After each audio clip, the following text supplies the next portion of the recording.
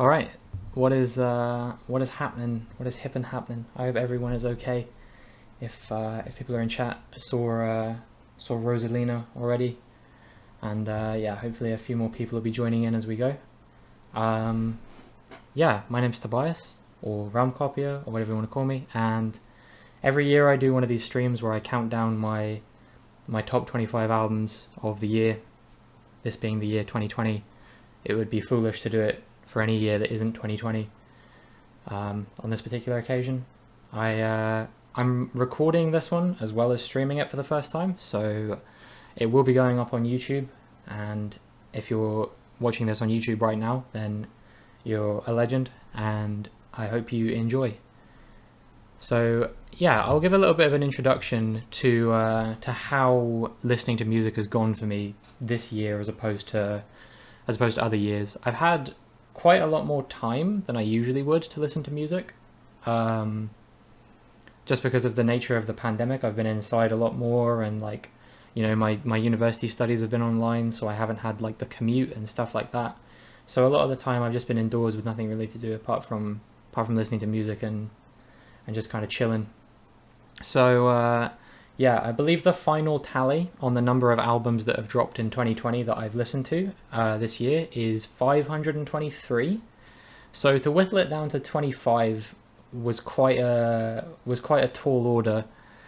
I have a list in a notepad which has about 115, which was like a short list that I made of all the albums that had a bit of a lasting impact, and then I ranked them all, and then I tweeted earlier today, and I can, if you're watching this on YouTube, I guess I can probably include a link to said tweet in the video description, which will basically, what it detailed was number 26 through 100 for me in like a Topster format, but with the top 25 missing. And I said, you know, if you want to find out the top 25, you're going to have to come along to the stream. Now, I will tweet the completed Topster at a later date. I'll probably tweet that on New Year's Eve. So yeah, you'll be able to see them even if you don't feel like watching the whole of the stream. And that's pretty much all I have to say about that, I guess. But yeah, there was a lot of strong music that came out this year, despite the fact that we spent 9 months of the year basically just indoors, or some permutation of being kind of not indoors but not really allowed to do much else, at least here in the UK. Obviously I know that the pandemic situation has gone differently depending on what country you're in, but yeah, for me personally it was very much a I'm indoors, time to listen to 10 albums today. Well, not quite 10, but you get the picture.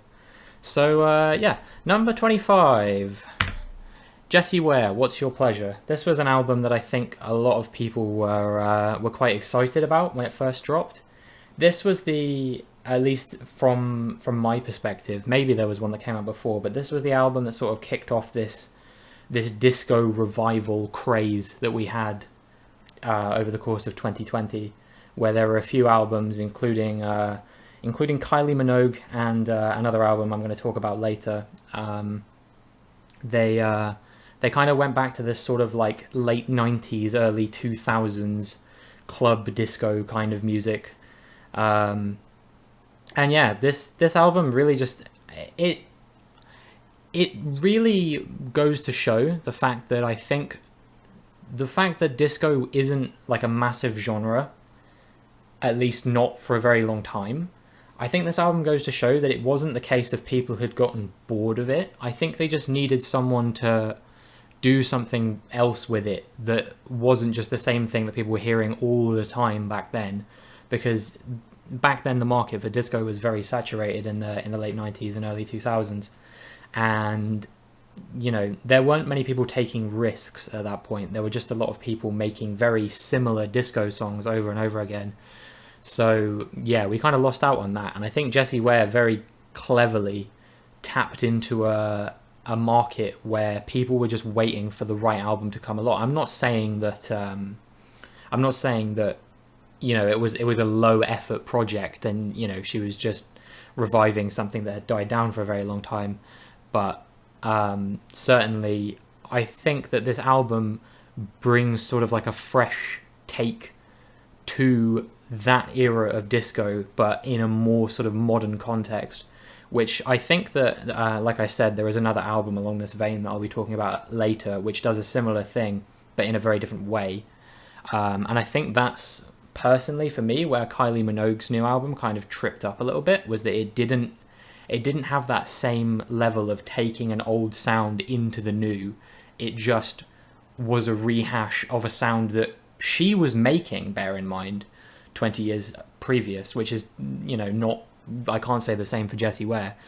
And so that's, I think, why I enjoyed this album comparatively more than that one, is because, this one is a very modern take on disco. And the song that I am choosing to share with you today is Spotlight, which I think is, one of the most sort of acclaimed songs from the album, rather. So yeah, I'll play that for you now. All right. So yeah, that was Spotlight by Jessie Ware from the album What's Your Pleasure, my number 25 for 2020. Moving swiftly on, number 24, Oranssi Patsutsu Mestarin Kunssi. Now, there's a very interesting story behind the first time I listened to this album. I was really supremely ill when I was first listening to this album, and it was one of those days. It was probably the day that I came closest this whole year to not listening to an album, just because of how ill I was feeling. I was a little bit worried it might actually have been the dreaded COVID-19, but in retrospect, I think it was just another infection or something like that. So yeah, I was feeling really, really unwell when I first listened to this album, and I kid you not, I instantly felt better as soon as I put this on. I didn't feel permanently better, but it kind of alleviated my symptoms for a while, and I don't know if that was due to me getting a dopamine hit that acted as like a painkiller from how much I was enjoying this record. Really, really like clever blend of all the genres that I've got listed here. I definitely think it owes itself better to the metal side of things, which is why even though the first subgenre on there is psychedelic rock, I've still classified it as metal, because I definitely think it's on the heavier side of psychedelic rock. I'd even go as far to say that there might be some heavy psych influence on here.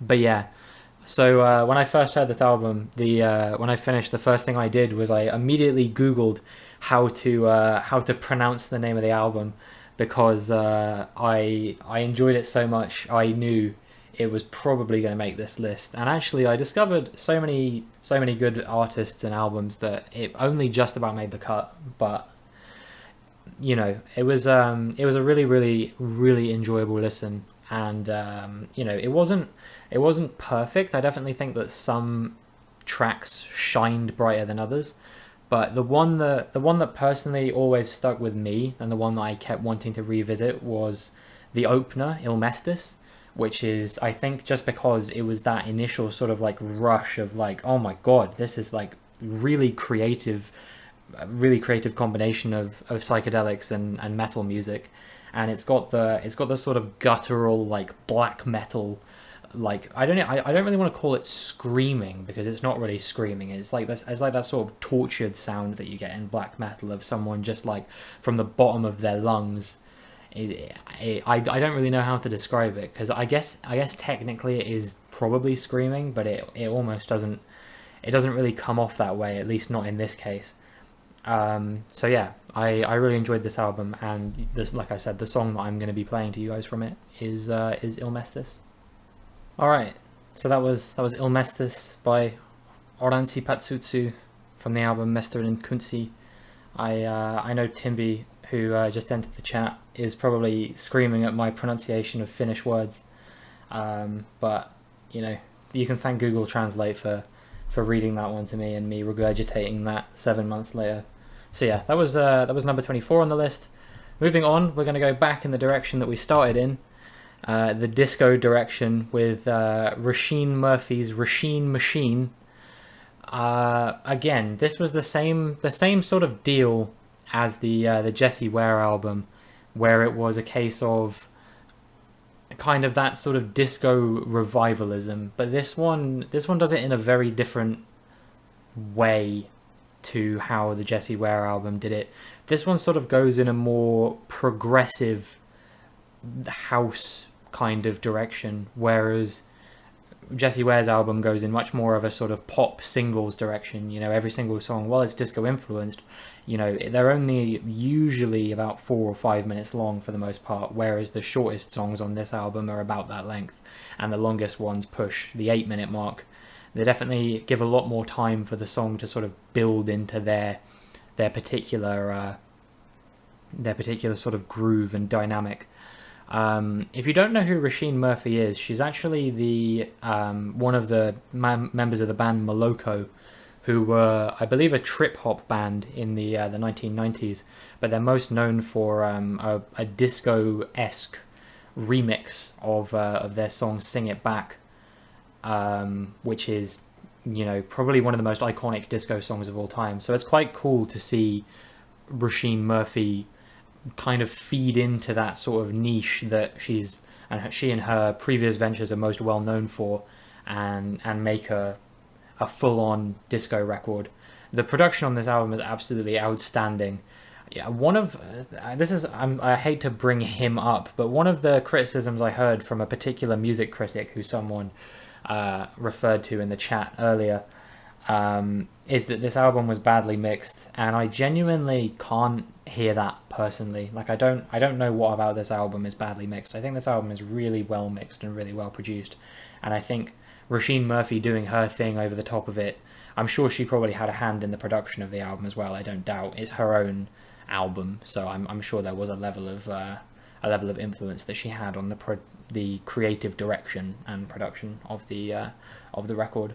And the track that I want to share with you is one of the most popular again, and it's called Murphy's Law. All right, I promise that is the way that song ends. I stopped it ever so slightly early, but that is the way the song ends. It is one of those albums where it transitions in between songs. But yeah, no, I think that album is supreme, regardless of what the haters say. Yeah. So I posted a message in chat just now, but I will reiterate for those of you who are in and out that I promise that not every song in this playlist is 6 minutes long. It's just that the first three and the next two have been. So yeah, moving on from that one, I heard that Deftones actually released an album this year, which I listened to and I thought was pretty good, which is why I've made the decision to include. Oh, never mind. Sorry, I've included the Deftones album that came out before Deftones released their own album, which is I Let It In and It Took Everything by Loathe, which when I first listened to this album, I hadn't heard any Deftones albums, so I wasn't really in on the joke that this album sounds exactly like a Deftones album. And whilst I agree with the general sort of like the general, lots of this album does have a twang of Deftones to it, I think it still sounds very much in its own lane, and it doesn't sound as much like Deftones as people would have you believe, is what I'll say. There is definitely an influence there. I won't lie to you and pretend like this album doesn't have an influence of Deftones in there, but I think this album goes in a much more metalcore direction, as evidenced by the subgenre tag. It goes in a much more metalcore direction, and the better songs on this album are the ones where they go in sort of their own lane, rather than taking that Deftones influence and running with it. Like, do I think that this is an absolutely perfect album? No, but I think that it has some insanely high highs on it. Probably some of the best metal songs I've heard all year. For example, I'm pretty sure I included Screaming in my top 24 songs of the year, and if I didn't, then it was definitely on the short list. It was absolutely one of my favourite songs I've heard all year, and definitely one of the best metal songs that's come out so far this year as well. So yeah, like I said, Screaming will be my key track from this album. All right, so yeah, that was Screaming from Loathe, from the album I Let It In and It Took Everything. If any of you guys are Deftones fans, I'm sure you will agree that doesn't sound anywhere as much like Deftones as I feel like people hype it up to be, and that's why I made it onto this list. Is because even after I discovered Deftones, I still didn't think this was as derivative as people were trying to convince me it was. So yeah, my 22nd favorite album of the year. Number 21 is a very interesting one actually, and I don't think any of them are in chat at the moment, but I'm in a Discord server called The Greatest Album of All Time, which is a Discord server where we discuss a Twitter account that tweets albums taken from rateyourmusic.com.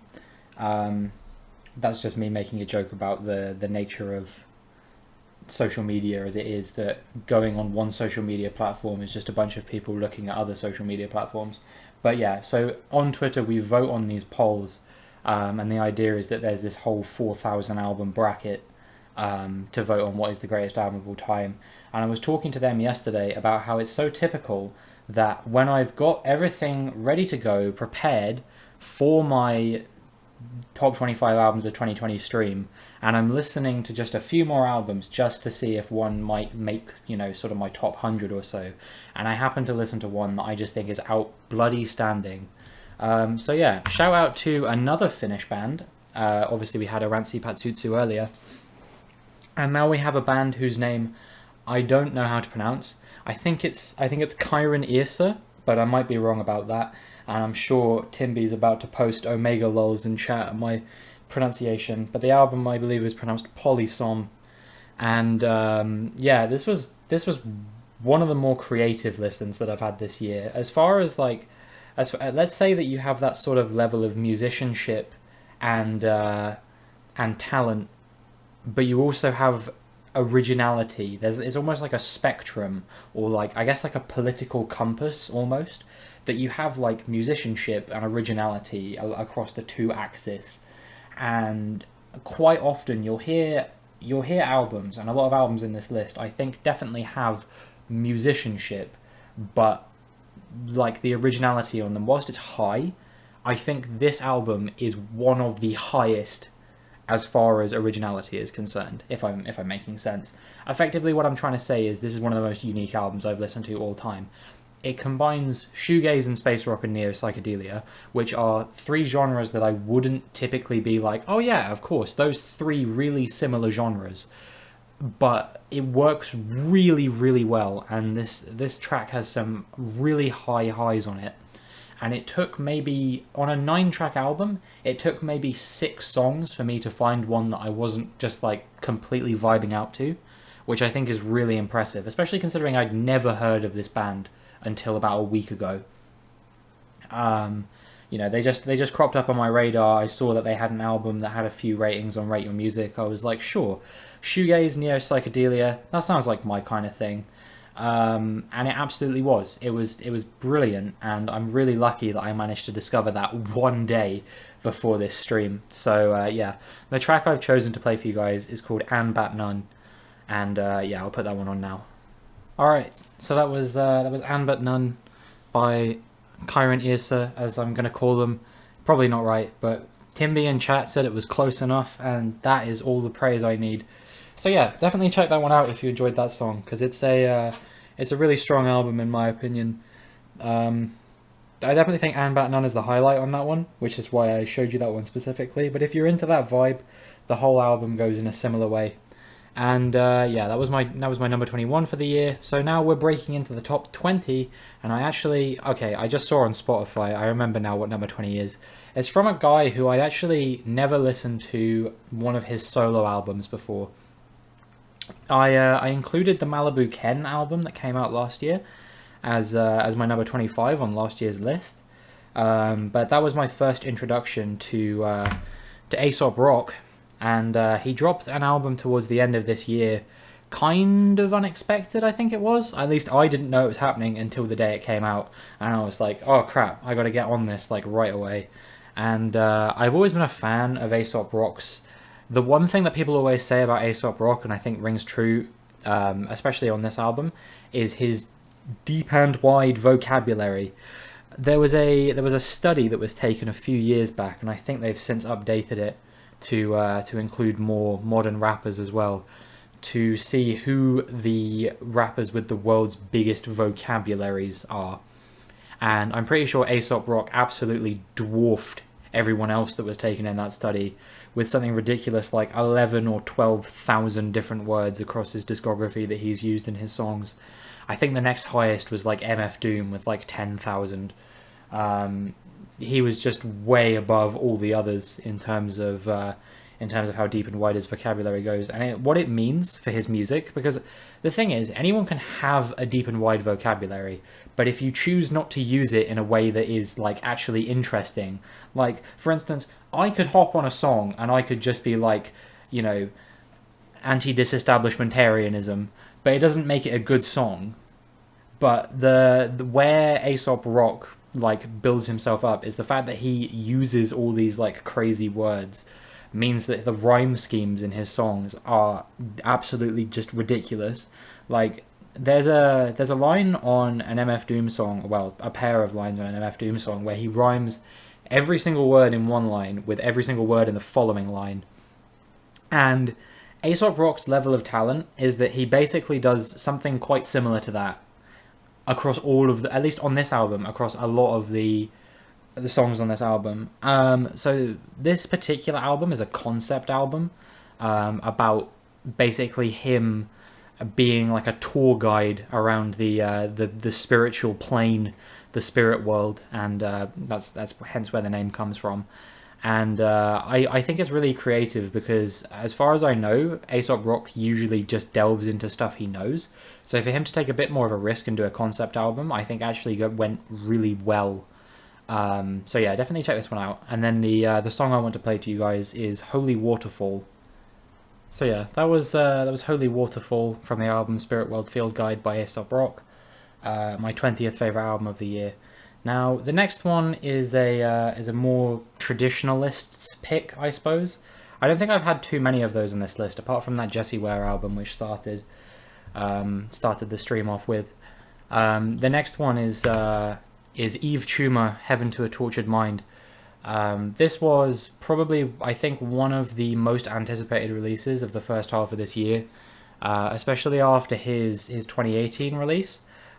Whose name escapes me at the moment. I actually can't remember the name of the record. I hadn't heard that one at the time. This was my first introduction to Yves Tumor, and again, he's got this sort of level where he goes in a neo-psychedelia direction, but he incorporates so many other elements into it, and this one kind of has a bit of a sort of 80s aesthetic, I guess is probably the best way to describe it. Like there is a definite sort of like 80s influence going on here, but he does it in such a creative way that if I didn't say it's got an 80s influence to it, it probably wouldn't even occur to you that that was the case, because it's not trying to be like a 1980s style album, if that makes sense. It's just that a lot of the influences that he takes on this record happen to have been released in the 1980s, if that makes sense. And I think that a lot of people thought that there were some really high highlights on this album, particularly Gospel for a New Century and another one called Dream Palette. Those two were the ones that I think people, for the most part, sort of flocked to as the outstanding tracks from this record. So if you only check out a couple from this album, I definitely recommend those two. But I'm now going to play for you Gospel for a New Century, which was also one of my favourite songs of the year. That made it onto that list that I've been tweeting. If you've been keeping up with that, I've been tweeting one a day of my favourite songs of the year, and that is going to come to an end tomorrow. So yeah, now I'll play for you Gospel for a New Century. So that was Gospel for a New Century by Yves Tumor from the album Heaven to a Tortured Mind. A little afterthought on that one after listening to that song for about the 30th time this year. Sean Bowie, I genuinely think, has one of the sexiest voices in music at present. Like, I genuinely can't think of someone who I'm just like, God, he just drips like the sex appeal from every single note that he sings. It's genuinely like, I mean, even the album cover here is a bit horny in my opinion, but I kind of tried to skirt past that. But after listening to the song, I feel like I can't deny the sex appeal of this album. So yeah, that was my 19th favorite album of the year. Moving onward, I'm just gonna move straight on because I can't remember what's at number 18. Oh, actually, I do remember. It's Mac Miller. Yeah, it's Mac Miller. Circles. This was probably the very first, maybe the second album that I listened to this year that I thought was good enough to make my shortlist of my favorite albums of the year. Usually, things are slow to begin with at the year in terms of music releasing, so it's not really a surprise that it took 19 days for me to find a couple albums that started to make the shortlist of my favorite albums of all time. And yeah, this album is bitterly sad in my opinion. Like, I just listened to so many songs on here and I'm just like, Christ, I had no idea Mac Miller was this talented, because I feel like if he had stayed alive to see the release of this album, we would have finally had our eyes opened. I know a lot of people had their eyes opened on Swimming. I wasn't one of those people, unfortunately. But we would have had our eyes open to the fact that actually Mac Miller is an extremely talented guy who has a lot of really creative ideas for songs. And, you know, he's more than just that sort of like frat boy rapping about women and stuff like that. And actually he does have a lot of depth to the way that he's singing. And whilst it's not my favorite track by any means on this album, I think that it was important for me to include Good News as the key track, because I think that is the one that most people are like, wow. Like, if any of you watched Anthony Fantano's track review, this was the song that started that meme of him crying at various things, because this song was enough to reduce a 35-year-old man to tears over the level that Mac Miller sort of puts his heart and soul into what he's saying, and how bitterly sad it is that he wasn't around to see the result of the project that he was working on at the time. So yeah, I'm gonna play Good News for you now. So yeah, that was Good News by Mac Miller from the album Circles, my 18th favorite album of the year, and probably the most sad album on this list in terms of how much it was just one knockout punch after another of sadness, really, listening to this record. The next album conveys a very different emotion. It's one knockout punch after a number of pure anger at the state of things in America, and it dropped at a very apt time, in my opinion. If you haven't worked out yet, I'm talking about RTJ4 by Run the Jewels, their fourth album. It won't surprise you to learn. It actually came out on my birthday. However, there wasn't much cause to celebrate because that was just 6 days after the death of George Floyd, which, as we all know by now, striked up a number of protests in relation to the treatment of black lives and police brutality generally throughout the US. And worldwide, for that matter, there were protests as a result of it. And this album was scheduled to drop on the 5th of June, and it dropped 2 days prior because of the situation at hand. And there are some oddly prophetic lyrics on here. For example, I think it's on the track Walking in the Snow. Killer Mike actually makes an I Can't Breathe reference, but it's not a reference to George Floyd. It's a reference to Eric Garner, whose last words were the same as George Floyd's. It just, it was very, very unfortunately coincidental that George Floyd's dying words happened to be the same thing, and that this album was coming out, the same week that was meant to happen. I believe Killer Mike actually went and did a talk to Chicago around the time that everything was going on, around the time of this album's release and the George Floyd protests, where he said, I don't want to be here right now, but I don't have any other choice really because of the situation we find ourselves in. And if you haven't seen that speech that Killer Mike gives, I definitely recommend going and giving that one a listen. But this album, it just conveys such an insane level of anger at everything that America has done to fail the black community again and again and again, despite, you know, saying, oh, things will be different next time and things are going to change. And I think still they haven't seen any real change. I mean, I guess one thing, and I can't believe I'm actually going to say in Donald Trump's defense, at least he didn't pretend that he was going to do something about it, unlike so many presidents that have come before him who found themselves in very similar situations and have said, you know, we'll change things together. At least Donald Trump just straight up was like, nah, I can't be bothered. I'm too busy telling white supremacists to stand by. So in that way, at least he's not, you know, feeding a line to the black community in America, unlike a number of presidents have in the past. That's not to say that in any way I think that Donald Trump handled this well. I'm simply saying at least he didn't feel like he needed to lie about it to the people of America. So yeah, the track that I've chosen from this album in particular is Yankee and the Brave Episode 4. So I will put that one on right now. So yeah, a bit of a shorter one in this case, but Yankee and the Brave Episode 4 from RTJ4 by Run the Jewels. Definitely one of the best rap albums of the year, and I think for a lot of people, definitely up there in people's top 5 albums of the year, just because of how timely it was. I think that this album could not have come at a better time.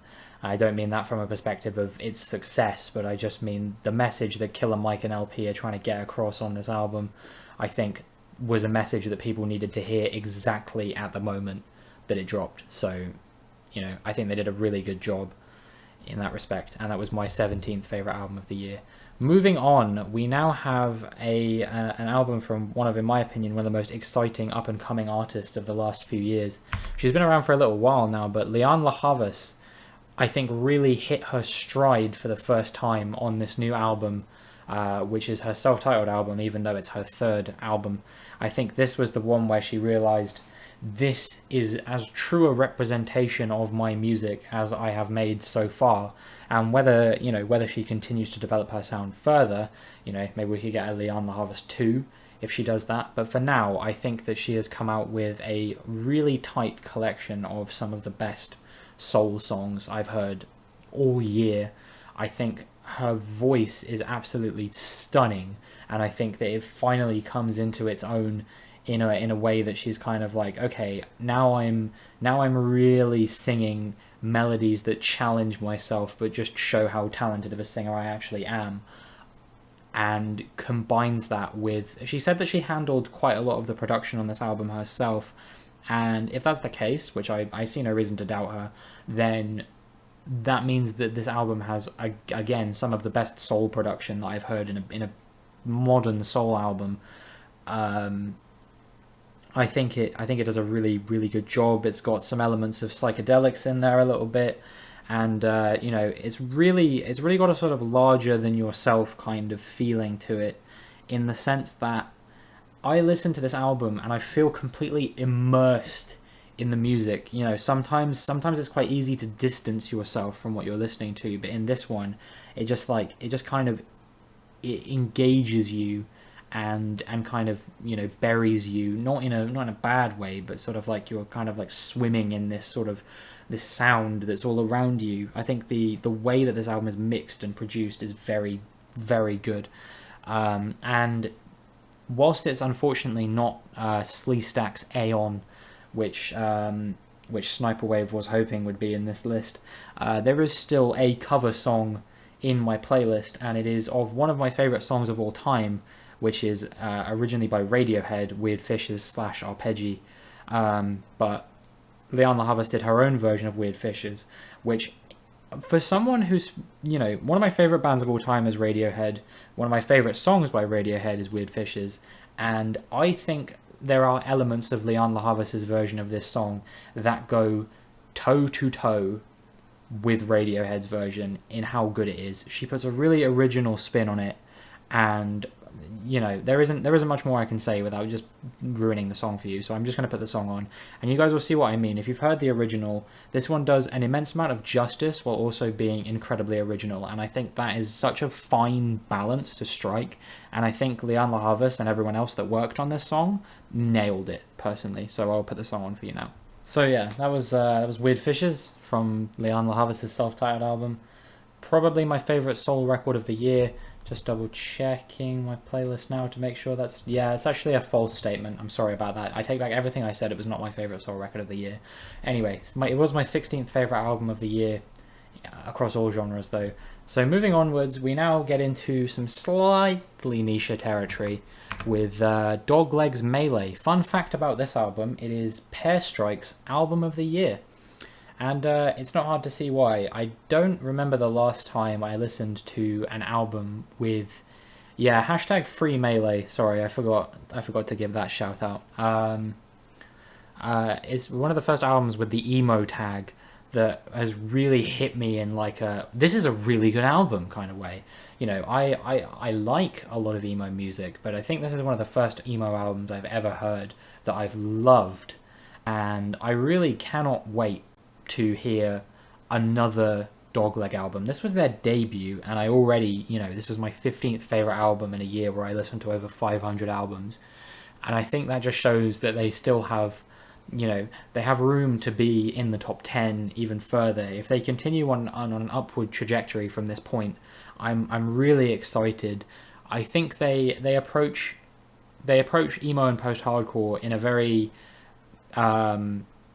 what's the word I'm looking for? In a very sort of like straightforward way. Like you listen to it and you're like, yep, I can see why this has the genres it has, but it's still like there's something about it that I can't quite put my finger on. Maybe it's like the level of detail in these songs where I'm like, very few bands from these kinds of genres really put this much sort of effort, care, and attention into the music they're making. I think the closest thing from like an emo sort of like wider range of emo music would probably be the Brave Little Abacus in terms of just how much detail is put into their music. And the Brave Little Abacus have made two of my favorite albums of all time, and I definitely think Dogleg, if they continue in an upward trajectory, like I said, I definitely think I could be saying the same thing about them in 5 or 6 years time.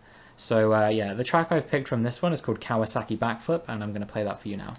Alright, so that was Kawasaki Backflip from the album Melee by Dogleg, my 15th favourite album of the year. Now, the next album on the list is an album that at one point, I actually later moved it down, but it was an album that at one point occupied the top spot on my list around the time it came out in March. Upon a reevaluation, I realised it wasn't quite as good as I thought it was, but I still think it was really, really good. I still really enjoyed it. And that is Less Is More by Zebra Cats. And if you don't know, Zebra Cats was someone who had a lot of hype around them a few years ago, maybe like 5 years ago or so, after some really good singles. Very experimental, very different to the same kind of music that was coming out in the hip-hop scene in the UK at the time. And I think there was a lot of excitement around where he'd go with a full-length project. And he was like, yeah, guys, it's coming soon. And then like 5 or 6 years later, we finally got this album. And I think a lot of people were like, well, by this point, surely it can't live up to the hype. For me, as someone who didn't have that level of hype around it, I really actually think this is one of the most creative hip-hop albums I've heard all year. I think the infusions with UK bass and some more sort of niche electronic genres make this one of the most sort of unique listens in terms of like, yes, there is a guy kind of rapping on top of it, but I definitely think he almost is like another device for the music along with the sort of the rhythms and the flows of the actual instrumentation itself. I think he fits in with it really well, and I think his sort of like his style and his approach to rap and singing is quite interesting as well.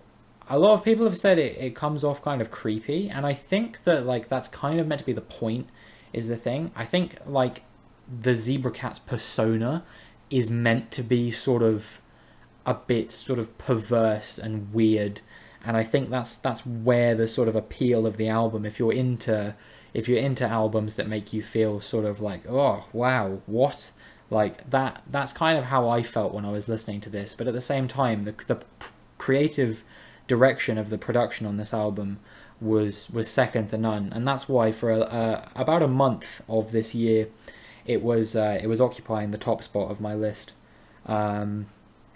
Yeah, I think a really solid album, and I'm gonna play the song In for you guys now. Alright, so that was In from the album Less Is More by Zebra Cats. Now I'm gonna throw a bit of a curveball your way. Something that, if you guys have kept up with the likes of Anthony Fantano and some certain like music publications, particularly more boomer ones perhaps. Although I don't know how popular this guy is with boomers, despite the fact that he makes a very boomer genre of music. I loved a country album that came out this year. Now I know, before you all leave and before you're all like, oh my god, like he's turning into like some 50-year-old from Arizona, like this album is nothing like any country album I've ever heard before. It has the country instrumentation to it, but you know, this guy isn't talking about like having sex with his truck and stuff like that. He's actually talking about some really like deep personal stuff, and you know, some very important issues. I actually think Chris Stapleton said Black Lives Matter at one point, which I don't doubt pissed off a number of his pre-existing fans who were just into him because he was making country music. Like I genuinely can't remember the last time. I think I've ever heard a country album I've enjoyed as much as this one. I think this is the first time I ever gave a 9 out of 10 to a country album, and it's got a good solid mix of songs on here, from slow crooning like country ballads, I suppose, to some more like upbeat country rock kind of rages. Think like maybe Tonight's the Night era Neil Young, something like that. That's what this most reminded me of. So yeah, the track I've picked is the fan favorite from this album, which is called Cold, and yeah, I'm gonna put that one on right now. Alright, so that was Cold from the album Starting Over by Chris Stapleton. The best country album I've ever heard, honestly. I'm gonna go out and say that on a limb. I've only heard one other country album I'd even given an 8 to before, and that was Townes Van Zandt. And yeah, this was the first one I've ever given a 9. Might be the last one I give a 9 for a very long time, potentially. Nothing country-esque has ever hit me in quite the same way that this album did. So yeah, I hope you enjoyed that one a lot. And then coming up next, we have one of the most controversial records of the year for those who have heard it, which not that many people have, because the album is over 2 hours long.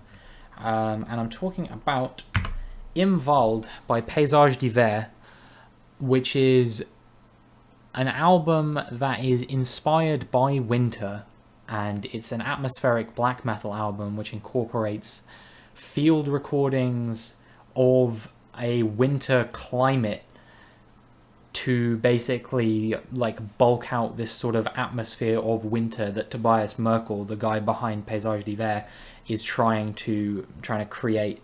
And I don't want to go too much off topic here, but I was actually so inspired by this record that I went away having heard it, and I started working on making my own black metal, and I released a song a couple months ago now called Winter Is Coming, which was largely inspired by this album. I don't think it will be for everyone. I'm just going to put that out here right now. I don't think this album is for everyone. As Timby just posted in the chat, Fantano gave this a light to decent 3. This was a very controversial album because it gained so much traction from black metal fans, because in my opinion, this album does everything it tries to do. That is the best way I can describe this album. This album is a black metal record that is trying to evoke feelings of winter. And the whole time I listened to this, right, during July, okay? And for 2 hours on a warm July morning, I listened to this record and I thought, it feels like it's January again. It feels like it's when the album actually came out. This album was able to kind of make me almost feel like in my sense of touch, like, I was outside and cold, and I have never heard a record that can evoke that strong sense of, a different sense that isn't hearing within me. So, that was incredibly impressive to me, that this album was able to pull off such a feat. And also, for that matter, maintain my... I think interest is probably the wrong word, because this is definitely the kind of album you lose yourself in, I think. I don't think it's the kind of thing you sit and you listen to attentively for 2 hours, if you know what I mean. It's the kind of thing you stick on and then you just kind of fade into the background and let the music sort of like wash itself over you almost. But the song I'm about to play, Stimmen Involved, is 11 minutes long. So if you're not watching this on YouTube, because obviously I've had to cut all the songs out for DMCA reasons, but if you're on Twitch and you're watching this, it is 11 minutes long. So if you want to get a snack and sort of prepare yourself for the top 10, I would recommend that during this song is probably the best time to do that. I'm going to take a bathroom break myself, but first I'm going to put on the song Stimmen Involved. So that was Stimmen Involved from Involved by Paysage d'Hiver. Probably, it's kind of hard to say. I'll let you guys be the judge later on as to whether this is my favourite metal album of the year or not. And what I mean by that is there's an album that kind of counts that's coming up later, but it could be under another genre as well. And I'm almost inclined to say that it's my favourite from both metal and the other genre that it takes influence from. But we'll talk about that when we get there. Moving on, at number 11, an album I was very excited for when it first came out. It Is What It Is by Thundercat. I am a big Thundercat fan. As a Flying Lotus fan, I've been familiar with Thundercat's music for years at this point. I really, really, really like the album Drunk, which came out, I think, 3 years ago now, maybe 4 years ago. And I've always loved the Thundercat influence on all of the Flying Lotus tracks that he features on across several of Flying Lotus's albums. So I was really excited for when this one came out. I'd heard a couple of the teaser tracks, and I think his bass playing, the approach that he takes to it is so unique that it's so instantly recognizable. And I can probably count on one hand the number of bass guitarists that I'm like, yeah, that's this guy. And I think Thundercat is one of them. He is so easily identifiable that even when he's kind of on autopilot, which I think he to an extent is on this album, it's still so pleasing to the ear, because it's just that you're getting a batch of tracks that you can't get from anyone else, because Thundercat is, like he says, it is what it is. It's a Thundercat album, and no one else can replicate that. No one else plays bass in quite the same way that Thundercat does. This album came out quite shortly, actually, after his feature on Kenny Beats' The Cave, which is, in my opinion, one of the funniest videos in that series. So I definitely check that video out if you're into watching the process of the production of a rap song. But yeah, I think he really did well to sort of make another batch of soul tracks that didn't just sound like, Drunk 2 or whatever. I definitely think a lot of songs on this album have their own sort of life, and yeah, the one I want to play to you is Black Qualls, which is by far my favorite one, definitely the most soulful of the tracks on the album. So I'm going to stick that one on now. So that was Black Qualls from the album It Is What It Is by Thundercat, and yeah, it is what it is. So we've made it to the edge of the top 10 now. And I think there should be some albums in here that won't come as a surprise to people, and maybe a few that will. So I'm going to start it off with one of my favourite rap albums, not my favourite rap album, but definitely up there. Freddie Gibbs and the Alchemist, Alfredo. I honestly think this is a contender for one of my favourite Freddie Gibbs albums. And bear in mind, this has to go toe-to-toe with Pinata and Bandana, the two Madlib collaborations that he did. His lyricism is on point throughout this whole album. Like, you know, when you listen to a Freddie Gibbs album, what do you expect? You expect, I'm a guy who deals coke. That is what you expect from Freddie Gibbs. That is his whole shtick. But there is so much more to this album, even beyond all of that, right? There's so much, like, family-related stuff on this one, with Freddie Gibbs kind of settling into this sort of, like, you know, I'm a father now kind of role, and it really shows in his lyricism. Maybe not so much on the key track that I've selected here, but throughout the album, I feel like, you know, there is coke raps on here. I'm not gonna lie to you and say like, oh, you know, Freddie Gibbs has given up the coke raps, because why would he do that? That is his whole thing. That is the reason that he is one of the most beloved gangster rappers in hip hop music of the last decade. But there is so much more depth to this album so much more lyrical depth rather, compared to Pinata and Bandana. And whilst I love those albums, they definitely have much more of a focus on sort of like the criminal aspects of Freddie Gibbs's life, which they definitely make for very interesting stories. But I think that if you'd have, you know, if you keep making albums like that, eventually you're just like, oh, I've heard this one so many times at this point. So I think it's really, really nice how Freddie Gibbs kind of gave us something a little bit more, what's the word I'm looking for? I guess gave us something a little bit more thoughtful and a little bit more personal to kind of mull over. And The Alchemist's production on this album is, you know, I think it's on par with Madlib's production on the two Madlib collaborations that Freddie Gibbs did. I really like the sort of the jazzy, hazy, loungy sort of element of it quite a lot. And yeah, as it says here, the track that I've picked to play is God is Perfect, which I'm going to put on now. So yeah, that was God is Perfect by Freddie Gibbs and the Alchemist from Alfredo, the new album that dropped this year from Freddie Gibbs and the Alchemist. I can't stress enough how much I really just love the flows and the lyricism that Freddie Gibbs delivers throughout this record. Yeah, I definitely recommend this one if you're a rap fan. I don't know if Timby was going to post the thing that Fantano gave, the score that Fantano gave, because I know he's been doing that throughout, but he gave that one an 8, I believe, but it was on like a podcast.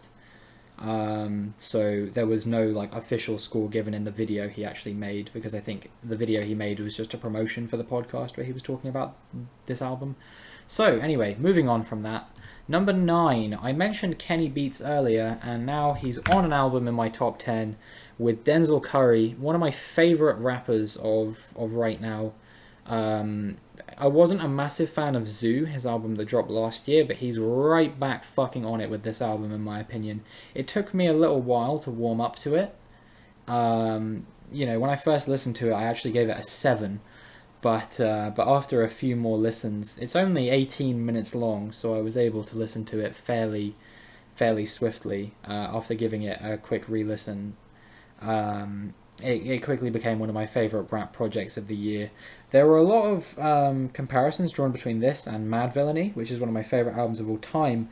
As I stated earlier in the chat, and I'll reiterate that now, I ordered a webcam, which I was hoping would be here by this stream, but my Amazon order got messed up, and they sent me the wrong package, so I didn't get the webcam in the end.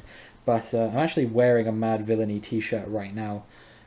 Just so you know how much I love that album. And a lot of people were drawing comparisons between this and that record, and I think that's what initially turned me off from this album, was that it didn't sound quite as much like Madvillainy as I was like, oh, it's gonna sound just like Madvillainy, and it didn't, and that kind of disappointed me a little bit.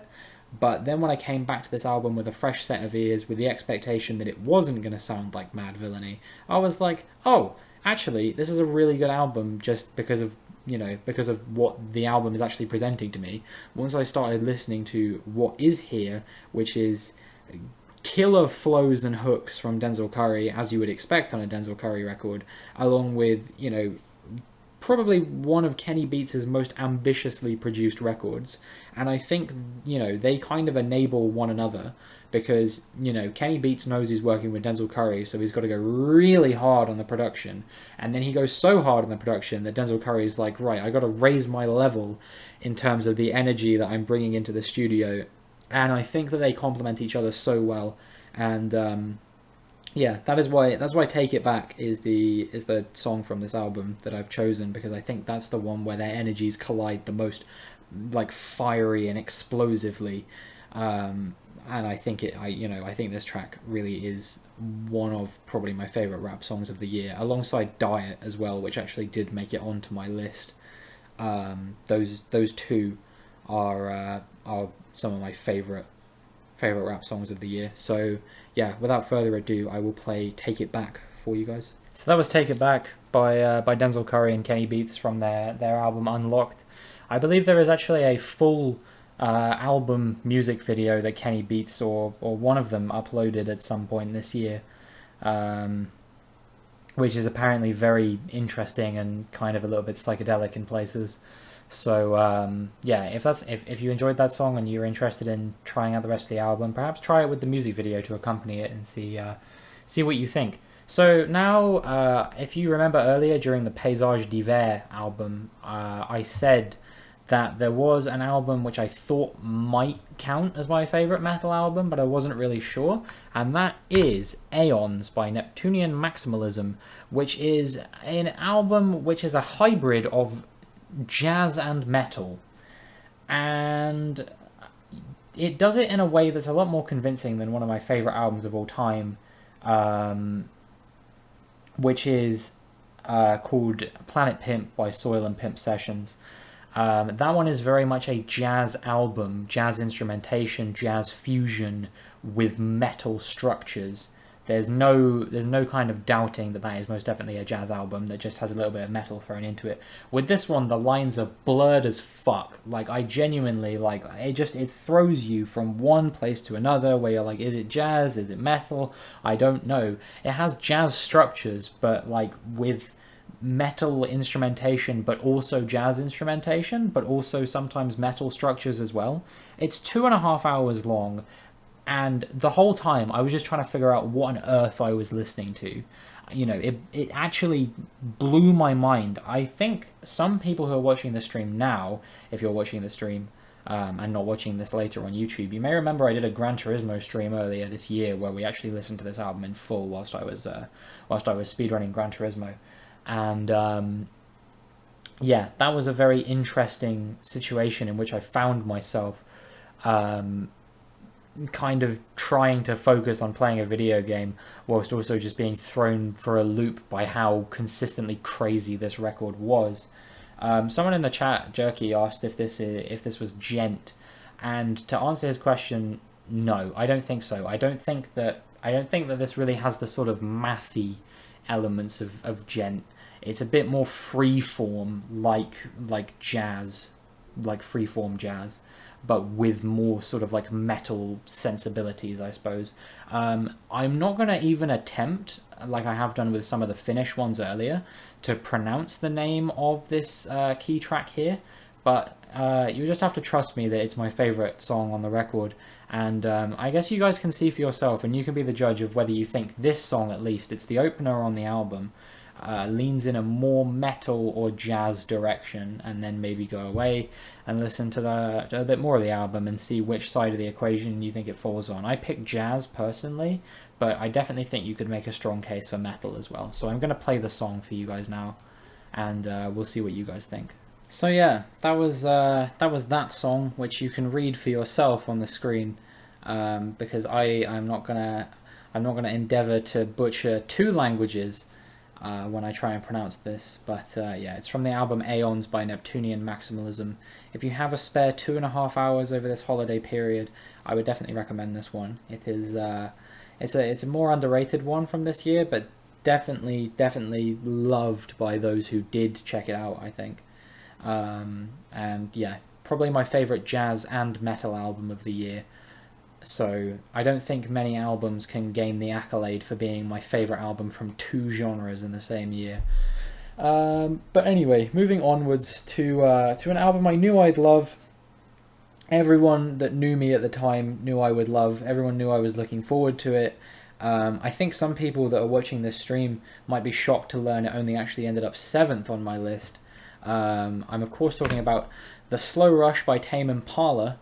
Tame Impala are one of my favourite bands ever, quite frankly, and I think they were at their peak of my sort of enjoyment of them around the time this album dropped, which is why I was so excited for it. I was going through a big Tame Impala phase at the time. I'd recently rediscovered Currents, which I'd heard about a year and a half prior to the release of this album. And I thought it was pretty good, but I got way more into it the second time around. And also discovered Lonerism and Inner Speaker for the first time and loved those two as well. So I was really, really, really excited for this album. And for a lot of people, this one disappointed. Personally, for me, it did everything I wanted it to do.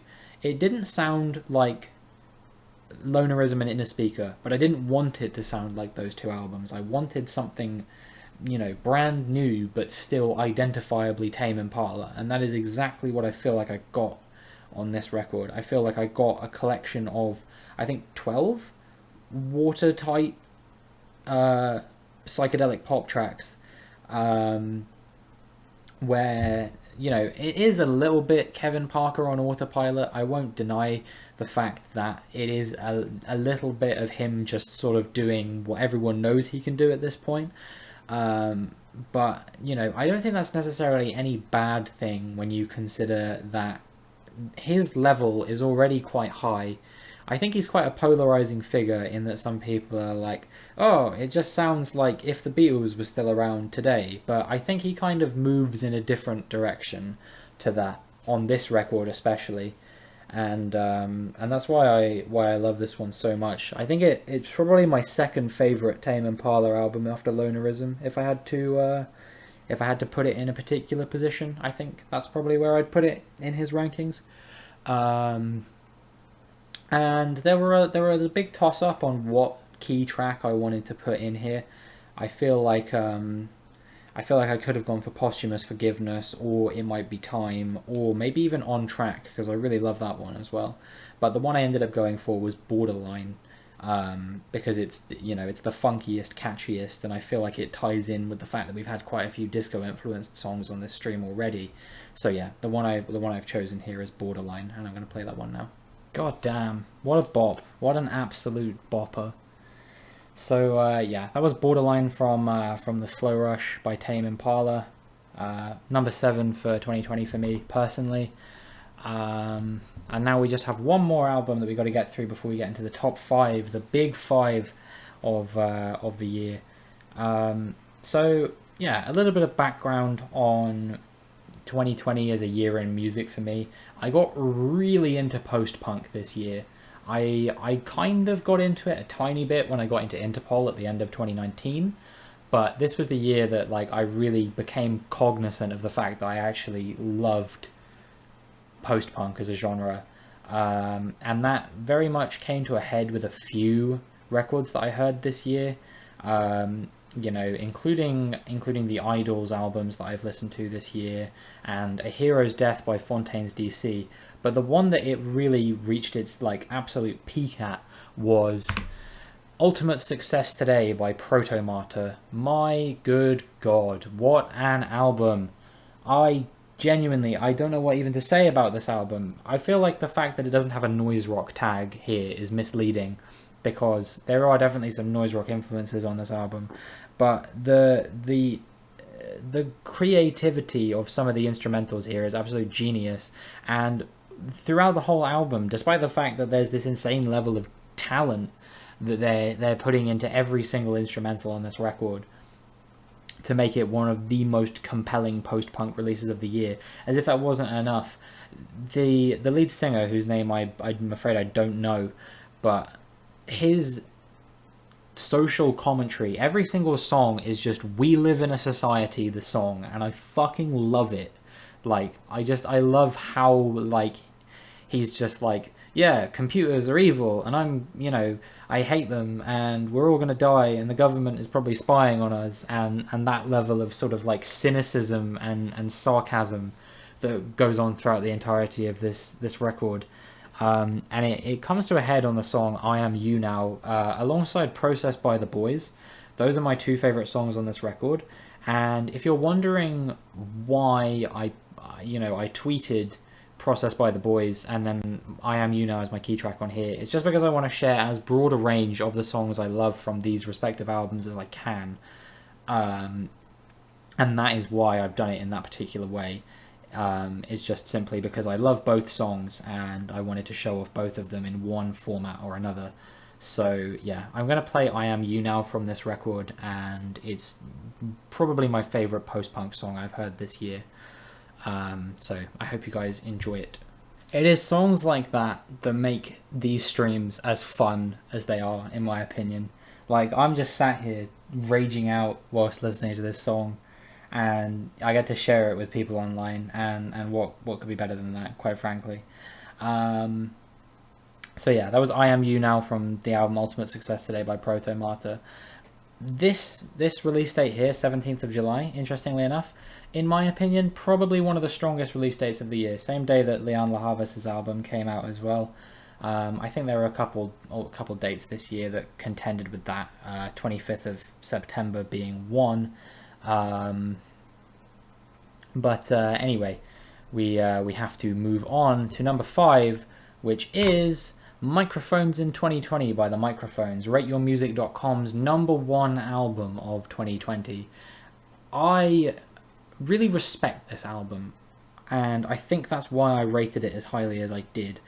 I don't think that if it wasn't so ambitious, I would have enjoyed it quite as much.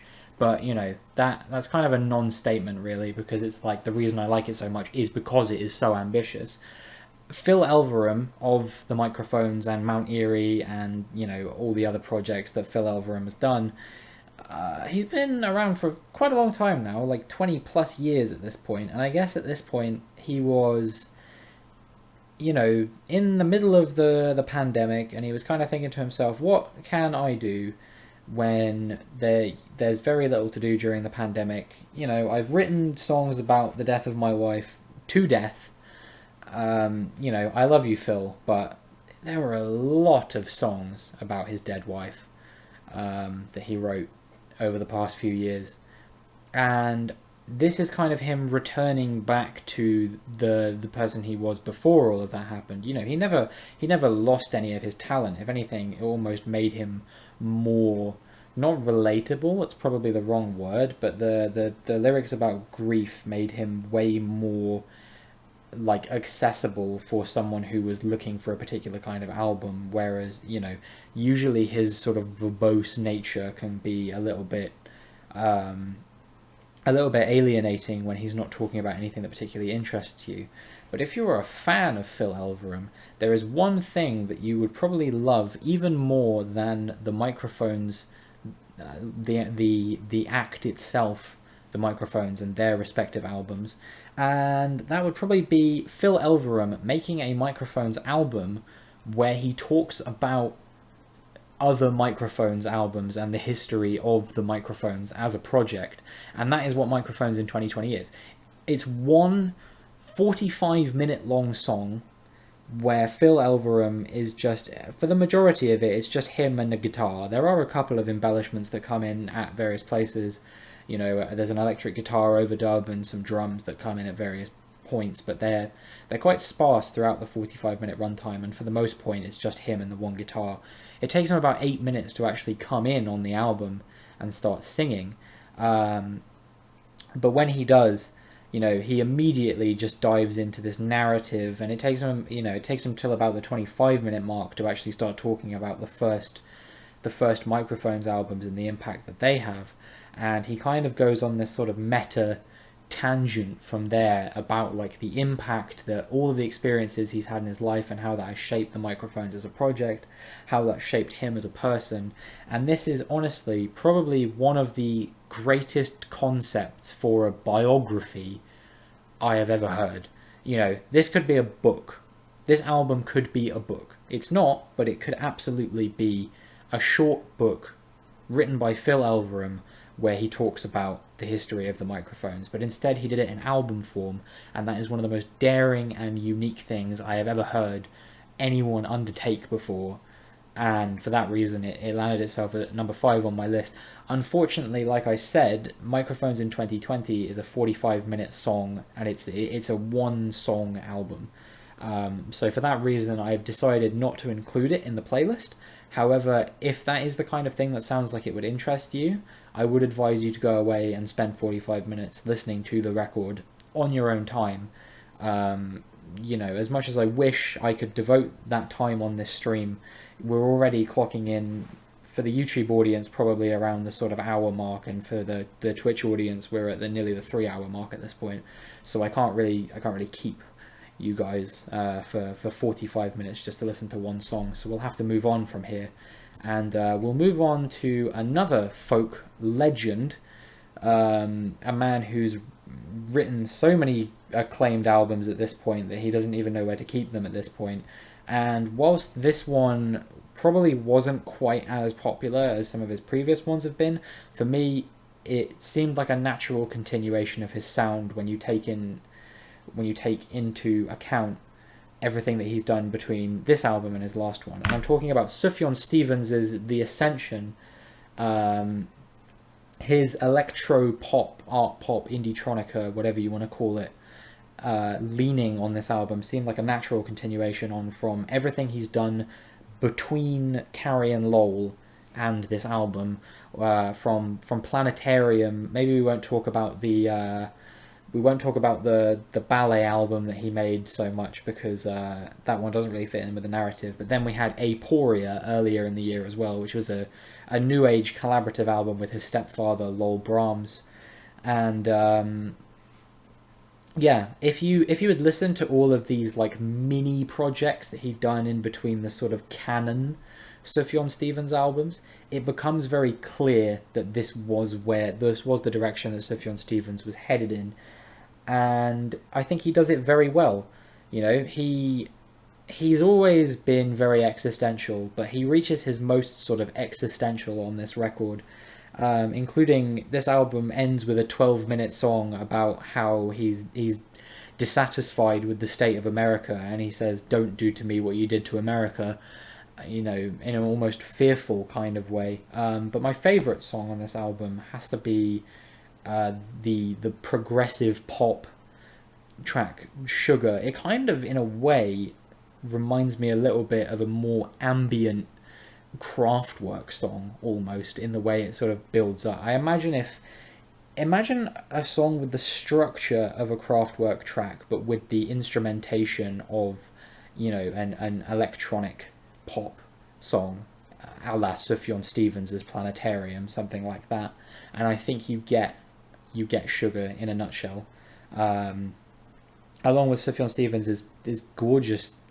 I don't get how he does it, how he sings in such a high register and manages to make it quite as like gorgeous as he does on this track. He really nails the vocal performance on this track. I'm getting emotional just thinking about how much I love this song. I might have to grab another drink at some point, but yeah, for now I'm going to play the song Sugar, and I hope you guys enjoy it, because this is hands down one of my favorite albums of the year, and my favorite song from one of my favorite albums of the year. That's right. That was the Sugar by Sufjan Stevens from the album The Ascension.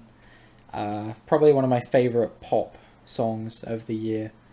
If I had to guess, what am I talking about? If I had to allocate a ranking system to them, much like I do with albums, I don't really do it with songs so much. I tried a little bit this year. I'm doing it on my Twitter account, which, by the time that YouTube sees this, will already be over. But anyway, I am going to get on with things as as we are now 3 hours deep into the stream. So, number 3, it is another album that I think a lot of people have been major fans of this year. Definitely could have had a shot at the number 1 album of the year on places like Rate Your Music. I think Pitchfork named it its number 1 album of the year. I'm talking about Fetch the Bolt Cutters from Fiona Apple. Another fantastic pop album, just like Sufjan Stevens, but in a much different vibe. The original Quarantine album, because Fiona Apple recorded this all in her home over the course of about 5 years, despite the fact that she didn't need to. You know, there was no pandemic going on when she was writing this album. She just felt like it, and you know, that is quite funny in my opinion that just happened to be the case, that she recorded it all without going outside, despite the fact that later on people would be told, guess you can't go outside anymore. But yeah, there are some very interesting samples in this album that people have talked about in one way or another. But I think it ultimately adds to the charm of a personal Fiona Apple album, with the, you know, the banging on pots and pans and the dogs barking and stuff like that. I think it gives it the Fiona Apple touch that you'd come to expect from an album made by her. A lot of really heavy topics on this album. I think most notably it's domestic abuse that she talks about on this record, with the album Fetch the Bolt Cutters being named after the song on this record, Fetch the Bolt Cutters, which is about basically saying, fetch the bolt cutters, I've been in this relationship too long, I need to break out from here, I'm trapped, I need bolt cutters to get rid of the bolts that are keeping me here. Which I think is a very profound message. And yeah, my favourite song on this record, and I think most people's favourite song on this record, apart from maybe I Want You to Love Me, which is the opener, is Cosmonauts, which is, you know, this track which has this explosive release of energy and tension and frustration, and Fiona Apple really reaches her vocal peak on this album at the same time that the instrumentation reaches its crescendo, before, you know, the album for the final few tracks kind of settles down a little bit more. So yeah, Cosmonauts is the song I'll be playing for you guys today. It's just such an amazing climax that song reaches, in my opinion. I really just love the way that it builds and builds to that point around the 3-minute mark, and then it just, like, all hell, just like, it's like this explosion of energy and emotion from Fiona Apple. I absolutely love that one. Moving on to number 2, and I think one that absolutely nobody who knows me even slightly well would be surprised at, that this is as high as it is, first of all, and that it's on this list at all. Honestly, I think, if anything, people would be most surprised that this album didn't make it to number 1. But there was one album this year that I liked more than an album dropped by my favourite band ever, and that is Fleet Foxes' Sure. I love Fleet Foxes. Everyone knows it at this point. Everyone knows Fleet Foxes have been one of my favourite bands for years. Crack Up is arguably my favourite album of all time, and Helplessness Blues and their self-titled records are not that far behind, in my opinion. I think they really just, I don't know, they really just absolutely have one of the most consistent discographies in music, in my opinion. And when I first heard this album, I thought they had faltered a little bit. And then I listened to this album a few more times, and I was like, never mind, they haven't faltered, it's just different. It's not the same. In the same way that Crack Up was not the same to their first 2 albums, this album isn't the same as their first 2 or Crack Up. I feel like people draw a lot of comparisons between this record and their self-titled record, but I think that's mostly just because of the stripped back nature of both of them. However, I don't think this one sounds anything like their self-titled record. This one definitely has a lot more of a focus on rhythm, and it's a lot more commercial, in my opinion, in the sense that it's a lot more accessible. But I don't by any means think that makes it worse, if that makes sense. You know, whilst it might be my least favourite album that they've done, it's still one of my favourite albums of this year, and probably, you know, around hovering around my top 50 albums of all time, probably, along with their other three. And then the track that I've chosen from this one is Sunblind, which is a beautiful, stunning tribute to a number of the wonderful folk and soul musicians that we've lost over the past few years or so. It's kind of Robin Pecknold singing a tribute to people like Bill Withers and John Prine and Arthur Russell, among others. David Berman as well is another one that he gives a lot of credit to for his own musical development and getting him into making the music that he makes today. I think that it's one of the most lovely tribute tracks that anyone has ever written to artists who are no longer with us, unfortunately. So yeah, that's the song I've chosen from this particular album. So yeah, that was Sunblind by Fleet Foxes from the album Sure. My second favourite album of the year from one of my favourite bands of all time. So now's the question, now's the answer to the question, that you've all been asking.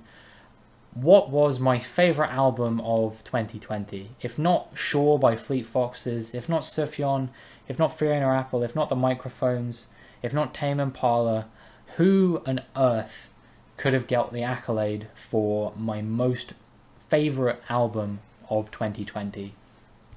And it was Daveed Diggs and his crew from Clipping with Visions of Bodies Being Burned. I think this probably, with maybe the exception of Fleet Foxes and maybe Tame Impala as well, was probably the album I was most excited for this year. And I didn't go into 2020 or didn't go into, you know, the future of after I'd heard there existed an Addiction to Blood, Clipping's previous album, thinking I can't wait for their next album. You know, I loved There Has Existed an Addiction to Blood. I thought there were some very good songs on there. Blood of the Fang is one of my favourite songs of last year. But generally, you know, it didn't leave me like, oh my god, I need to hear everything this band has done immediately. However, I heard Say the Name, I heard 96 Nev Campbell, and then I heard Pain Every Day, the singles that they dropped as a teaser for the album. And that was enough. That was enough to make me realise, oh my god, don't think I've been this excited for an album this year, apart from some of my all-time favourite artists. This album is insanely consistent quality. I don't think there's really a song on this album that I wouldn't say was at least a 9 out of 10 song, apart from the interludes maybe, because I don't really count them. Every single song on here is just an absolute banger in one way or another. The production on this album is some of the most creative rap production I've ever heard in my life. With, you know, the way that they sort of use sort of field recordings and kind of more traditional instrumentation to give a more sort of I don't know what you'd call it, a more atmospheric vibe on certain tracks. I'm trying to think of the one I'm talking about. It's called Eaten Alive. I just looked on the album list, actually, where they use Jeff Parker and Ted Burns'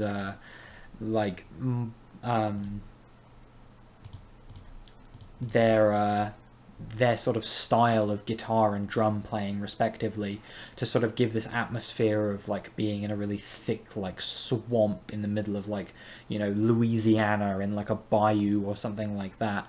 And it's just really, really creative the way that they do that on so many tracks. I'm trying to think what the other one is as well. On She Bad, the way that they sort of have the gate creaking and the wind and everything is really clever, and the way that they use field recordings on Pain Every Day, from, I believe it's like basically communication with spirits and stuff like that they've added into the song to sort of enhance the sort of supernatural and horror sort of themes of the album.